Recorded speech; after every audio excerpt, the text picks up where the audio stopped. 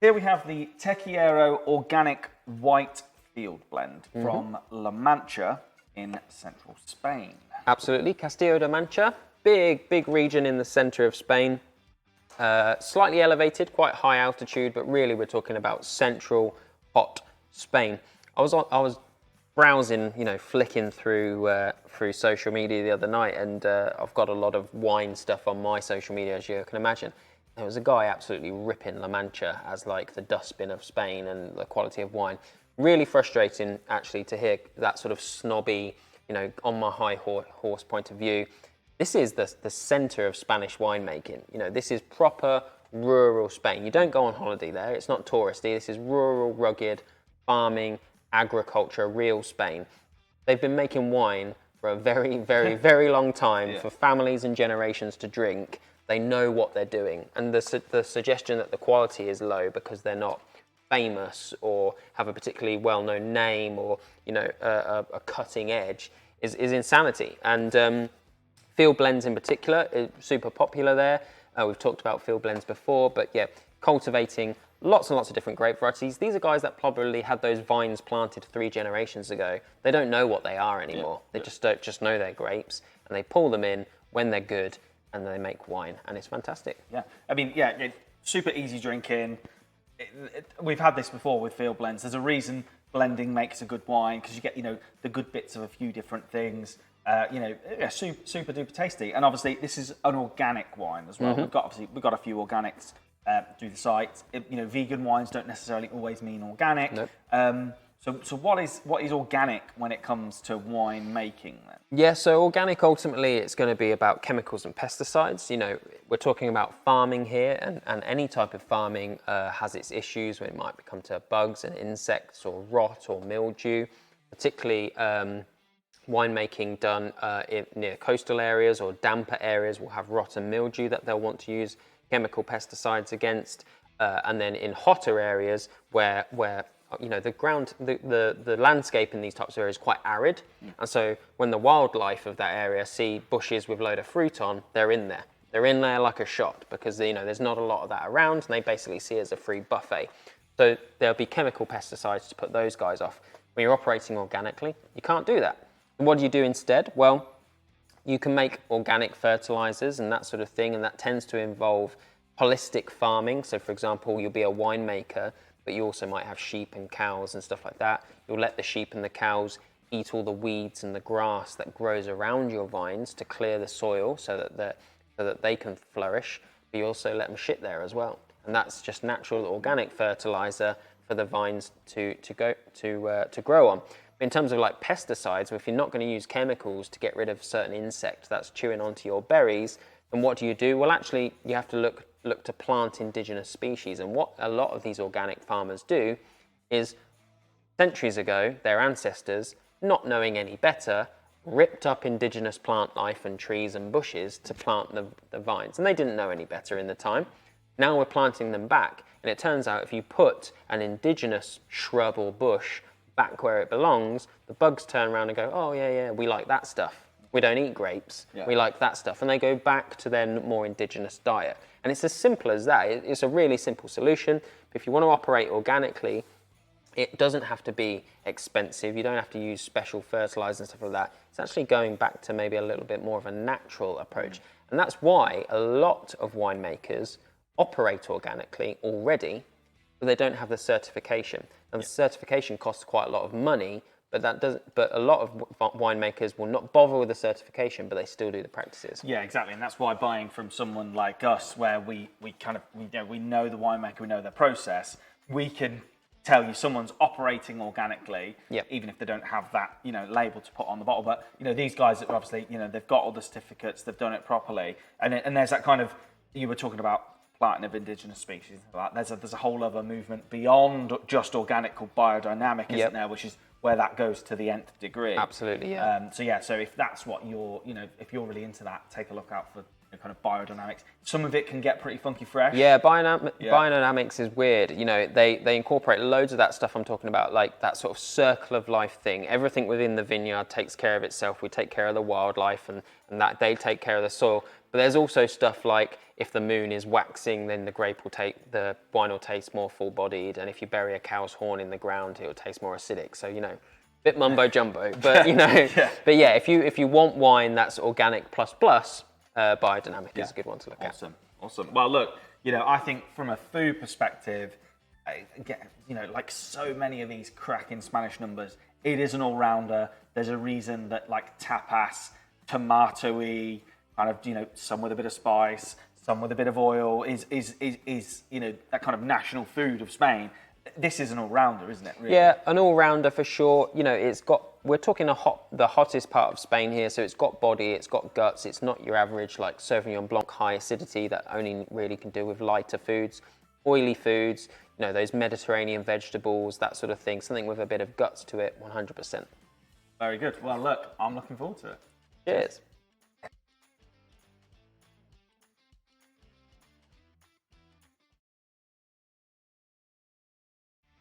Okay, so here we have Le Chien Blanc from the Pays d'Oc in France. Absolutely. Southern France? Southern France, yeah. It says Pays d'Oc, but actually we know... So Pays d'Oc is actually a much bigger region which incorporates lots of littler areas. We know that one of the littler areas that it actually comes from is Roussillon, which is right down on the south of France, literally before you get into the Spanish border. So if anybody's ever driven from France into Spain, just before you get into Spain, you sort of get into that mountainous, rugged, rocky sort of area, and that is the Roussillon region. But Pays d'Oc is the listed, what's written on the bottle, and it is an IGP, an Indication Geographique Protégée. See that there? Yeah. IGP. So IGP is a signifier of quality, but at quite a wide level. And France, as well as Spain and Italy, have these signifiers of quality. In France, the highest level is, well, not the highest level. So one of the highest levels is AOC. So if you see AOC written on a French wine, then it's a fairly concentrated region that does a load of stuff to a high level of quality that the French deem to be a signifier of quality. In Italy and Spain, it's DOC. Now, within that, you can get named villages or towns as well. So, for example, in France, you know, there might be Gevrey-Chambertin, which is a village in Burgundy. Burgundy is the AOC. Gevrey-Chambertin is this particular village. And the same occurs, like Rioja, for example, is a named region, and then they'll have villages within. IGP is wider net than that. Now, that does mean better value. It does mean cheaper wine, but don't worry, it doesn't mean low quality. And actually, these setups were created a very, very long time ago.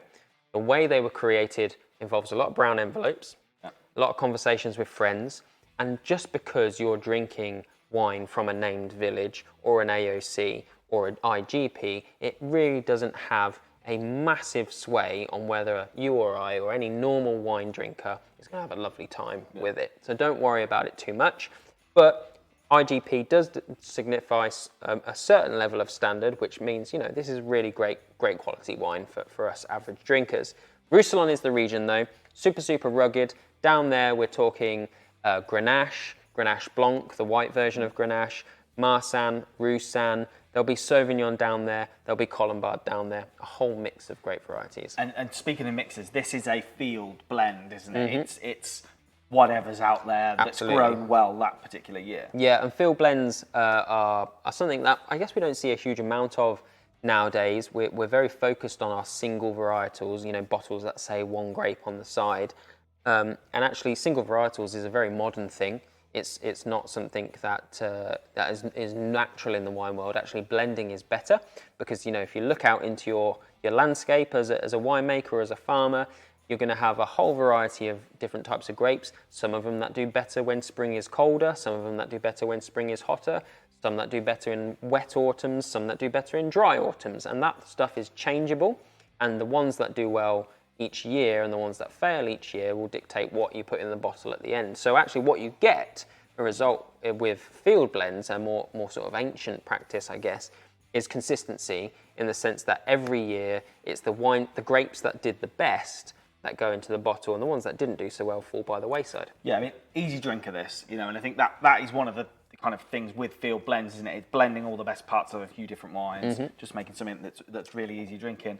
You know, when are you reaching for this? For me, I'm thinking friends, put it on a table, doesn't necessarily matter exactly what's going down food-wise. It's No. just a good all-rounder, right? For sure, a good all-rounder. Like, we can deduce the fact that it's from the Roussillon region that there's probably Sauvignon Blanc in there. There's probably Colombard in there, which is a white grape in France, which is similar to Sauvignon that they use a lot in Roussillon.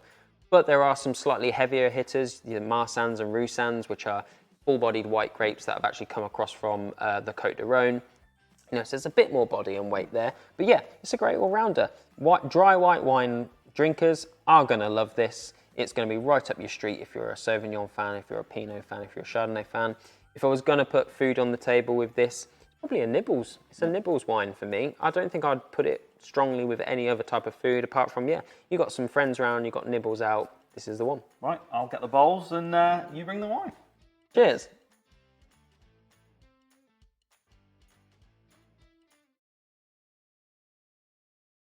This is the Umbrelle Sauvignon Blanc from Villa Timosuli in Romania. Yes, another white wine, or another wine from Crème Racasse in Romania, our absolute favourites. Founded by Englishmen, Philip Cox, and a few other English families.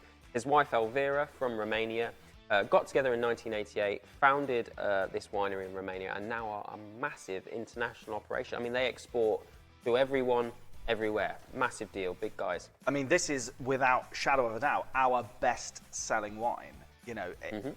As a Sauv Blanc, people thinking, Marlborough, New Zealand, even France. This is a great Sauvignon. It is great, and these guys do international varieties really, really well. So when I say international varieties, those famous ones, your Sauvignon, your Chardonnay, your Pinot Noir, your Merlot. Why do they do it really well? Well, Romania, funnily enough, as a country, has got a very, very similar climate and landscape to central France. It's fairly landlocked. There's no coastal vineyards here. It's all inland. Similar sort of level from the equator as France. It can replicate all of those conditions. What it has, which say France doesn't, and even New Zealand doesn't, is the complete landlocked nature of it. There are no vineyards near the sea. What does that mean? Well, it means consistency, because being near the sea is where weather is changeable. So you might get a storm come in, weird wet weather. And so these guys can replicate the conditions that our favorite international varieties like Sauvignon Blanc enjoy, but without the risk of things going wrong because of a bit of a weather change. And it's those weather changes that drive up the prices of things like Bordeaux, which can often be Sauvignon Blanc, or New Zealand Sauvignon. I mean, when I'm drinking this, it's got all those characteristics that people who, love a Marlborough Sauv will enjoy. The kind of racy, kind of nice high acid. But there's like a real Moorishness. I want to drink more of it. Like, what's going on there? Yeah, so that's all about balance between acidity and sugar. Now, we might think, hang on a minute, sugar? This isn't a sweet wine, is it? No, not at all. This is bone dry. It's as dry as you get, just like your favourite Sauvignon Blanc. But what this wine does fantastically, and it's what the New Zealanders do really, really well, because they've got plenty of sunshine to ripen up those grapes. When they're ripened, this acidity comes down a touch, but they still maintain it, and the sugar level in that grape goes up. And it's just enough to take the edge off the acidity, so that it's not like you're dipping soda and lime all night, and just add a little bit of sugar, and it's the sugar that is the Moorish nature. It's not making the wine sweet, it's making you want to come back for more and more. Yeah, definitely, very, very Moorish. Would keep sipping this. Keep sipping. I mean, it's a great wine with something like a cheese. It's in our new cheese kit this year. But what else? What would you be reaching for this bottle for? Yep. So Sauvignon Blanc is great with milder cheeses. Cheese is cheese. All cheese is high in acid, and so this is really nice pairing, just like this white wine is. But alternatively to that, salads, vegetable dishes, that sort of thing. It's really good with goat's cheese, which I know isn't in our kit, but if you're having something with goat's cheese, it's a really nice pairing. Yeah, and I mean, one of the things with cheese, just to talk about that for a second, it's quite salty, isn't it? Cheese naturally. So, like, this is a good wine for salt. Like, whether you're having the cheese kit or the charcuterie kit, that salty nature is going to actually reduce the impact of the acid on your tongue, increase the fruity flavours, and that's why something as simple as a bowl of salted popcorn or salted crisps with something like a Sauvignon Blanc is going to get rid of that high acid nature and bring through like the tropical fruits and all the stuff we love. I mean, look, I can see why this is our bestseller. It's a fantastic Sauv, so cheers.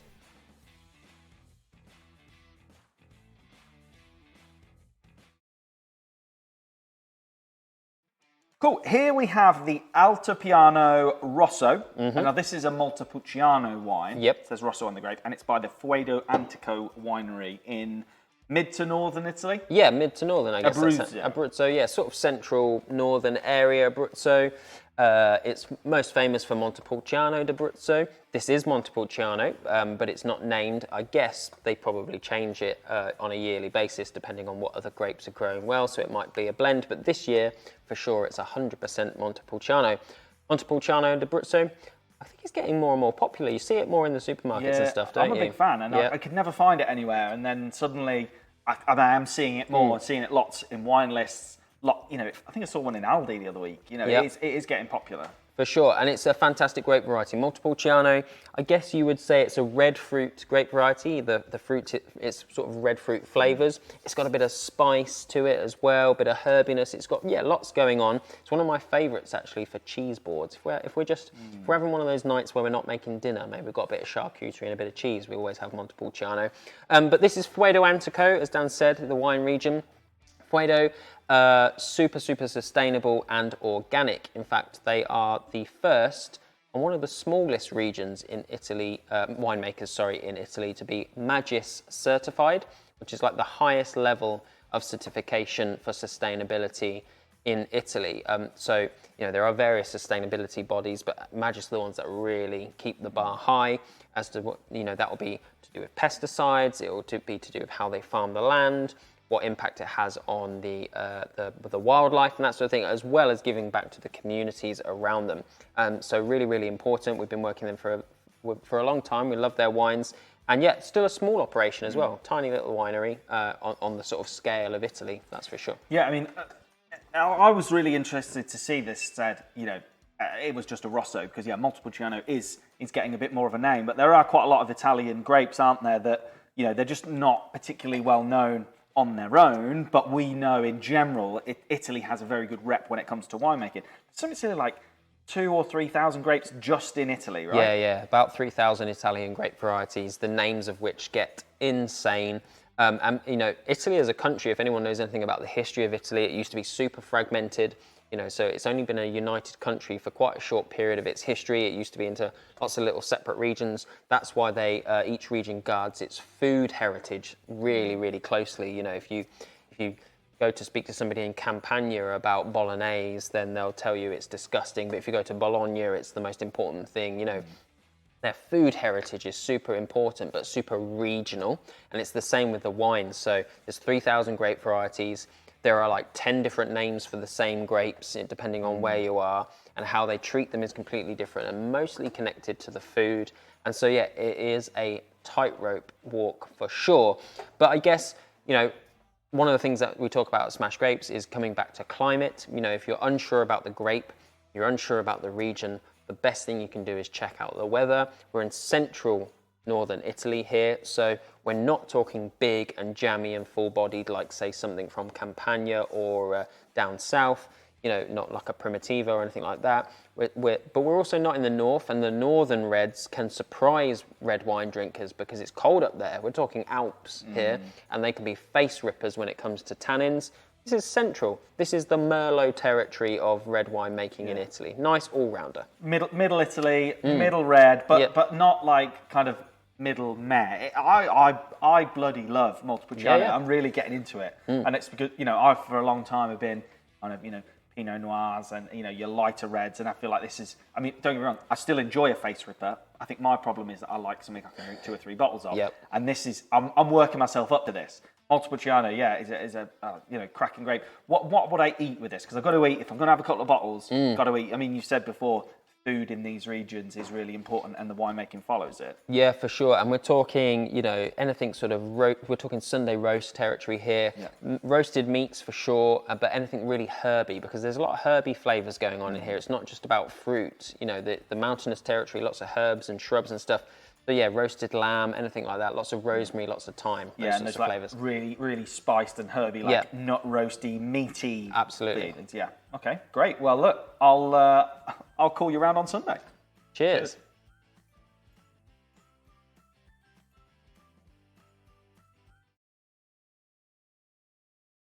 here we've got the Costa Vera Carmenere from the Central Valley in Chile. So this is another Indomitor wine, but Another this is the Indomitor Costa wine. Vera. Absolutely, Indomitor, fantastic Chilean wine producer who basically stock all of our Chilean wines, super state-of-the-art, really eco-conscious. They've got this community program where they only employ from the local community, which sounds simple, but is actually just super rare in the wine industry. You know, the wine industry tends to import labour from abroad at cheap, and some of the practices aren't great.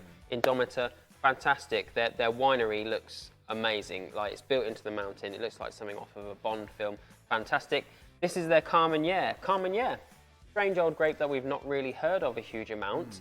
In order to sort of explain Carmenere, I've got to give you a history lesson. Oh, here we go. Come on then. Come on. Hit us with it. So when the Spanish went over to the New World in the sort of the early 1500s, the first thing they packed, you know, quicker than we would pack our underpants, was grape varieties. They brought vines over. They were swiftly followed by the French, and they quickly realized that the Chilean landscape was perfect for wine growing, the soil, climate, and that sort of thing. Now, when you're a Frenchman bringing grapes over to the New World, what you're going to do, you're going to, of course, go to Bordeaux, the capital of wine growing. And those varieties at the time were Merlot, Cabernet Sauvignon, Cabernet Franc, and a little unknown variety called Carmenere. But Carmenere was a pain in the ass. A pain in the ass to grow. It was finicky. It didn't like changes in weather. It was really difficult, and it was falling out of fashion. So generally, what they did is they brought over the three favourites, Merlot, Cabernet, and Cabernet Franc. And in fact, even Cabernet Franc wasn't super popular, so it was very much Merlot and Cabernet, two grapes that we sort of associate with Chile now. Fast forward a few hundred years, we're talking 19th century, 20th century, and Chilean Merlot is booming. It's absolutely booming, and the Cabernet for sure, absolutely booming. The Chilean wine industry is growing at a rate of knots. The French have done their work. Chilean wine is fantastic, and particularly Chilean Merlot was given its own sort of title as Chilean Super Merlot because it was fruitier, it was spicier, it was more interesting than a standard French Merlot. Fast forward again to the 21st century, DNA testing comes in, we start testing our grape varieties for their history, and we find out Chilean Super Merlot, not Merlot at all, Carmenere. By that time, Carmenere had become extinct in France. We had Phylloxera in the 1800s, a little mite that came over from America, destroyed European grapevines and wiped off a lot of grape varieties. The Carmenere was non-existent in France, but had flourished in Chile and made the Super Merlot. Yeah, I mean, there's quite a lot going on to it. That's what I mean. I think that's why the Super Merlot came into it. It's got that kind of like, I don't know. It's hard to explain. Like I say, we're not one for pushing tasting notes on people, but there is like a bit of a green pepper, kind of bell pepper kind of vibe in it. Yeah, great wine. So yeah, it's got all the fruit. It's got that plummy nature. It's got red fruit. It's got dark fruit, just like Merlot has, but almost in like a sort of a dialed up thing. But the thing that separates Carmenere from Merlot is that green nature, green bell pepper, a spiciness, a sort of. I think it's the flavour of fajitas. That's the flavour that I get from Carmenere. The flavour of fajitas, you know, that sort of peppery spiciness that comes through when you chop up all those peppers and stick them in your fajita mix. Yeah, I mean, put it in a NutriBullet, whacking a glass of Merlot in it, probably not the right thing in your head. But yeah, I get what you're feeling. That's got that vibe to it. So you're saying fajita, so Mexican. This that is kind of vibe. Carmenere. I mean, I love Carmenere. I actually think it's super easy drinking. That there's not too much tannin. You know, there's not too much grip on the gums. It's like Merlot in that fact that it is easy drinking. But for me, it's my go-to when I'm planning a bit of spice of the evening. So, you know, whether it be spag bowl, but I'm going to throw a bit more chili in than you perhaps would. Yeah. Whether it be fajitas, you know, anything like that, where you're adding a little bit of extra chili or pepper to your dinners. That's where I'm putting Carmenere.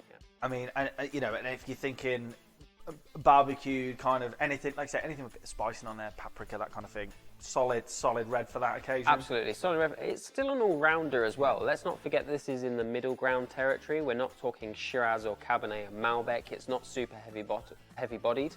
It's in the middle territory. You pull this out at a party and, you know, pour it round and everyone's having a sip going, this is really great. They're going to be surprised to hear that it's Carmenere and not something middle of the road like a Merlot or a Tempranillo. It's a great all-rounder in that sense, from a fantastic winery when it comes to sustainability and practice, and great value for money. Yeah, I mean, absolutely. Like, could be one of my new favourites. Cheers. Cheers.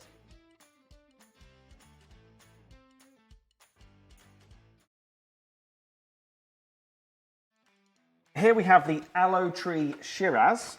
So this is a Shiraz from the Western Cape in South Africa. Big hitter, this. You talk about Aussie Shiraz quite a lot. South African Shiraz, 14.5. Yeah, big lad. Pretty heavy going, 14.5%. Yeah, it's generally the Australians only that do those big 14.5, even 15%. If you get into regions like Barossa in Australia for those types of Shirazes.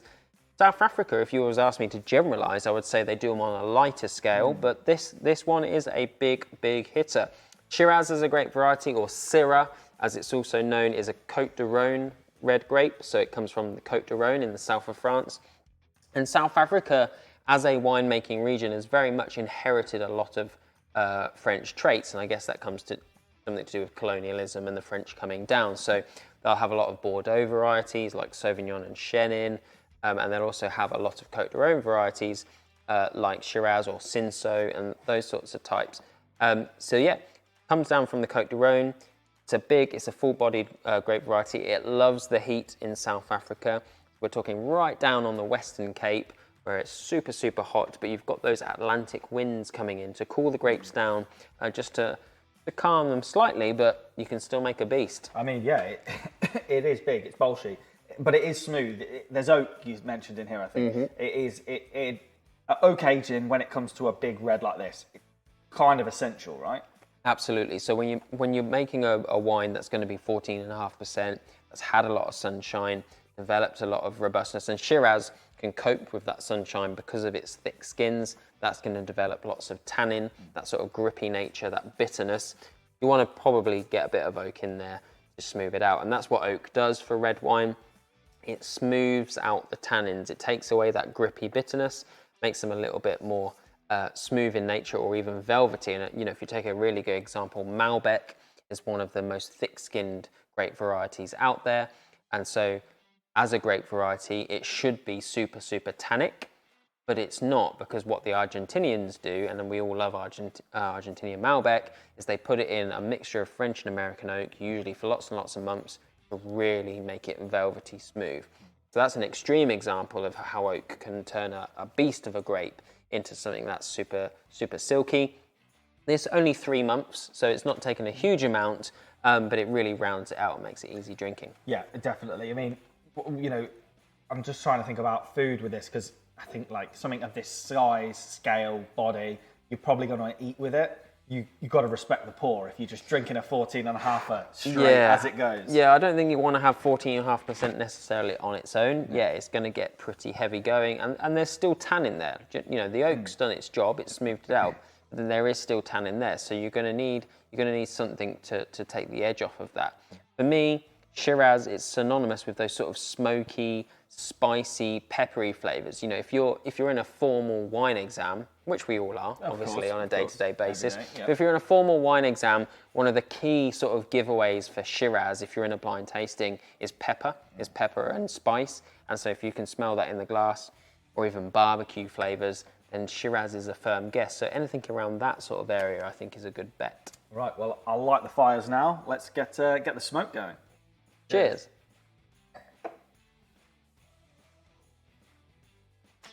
Thanks for watching our drink along videos. We hope you enjoyed the wine. Don't forget to come back and spend your £10 voucher on your favourites.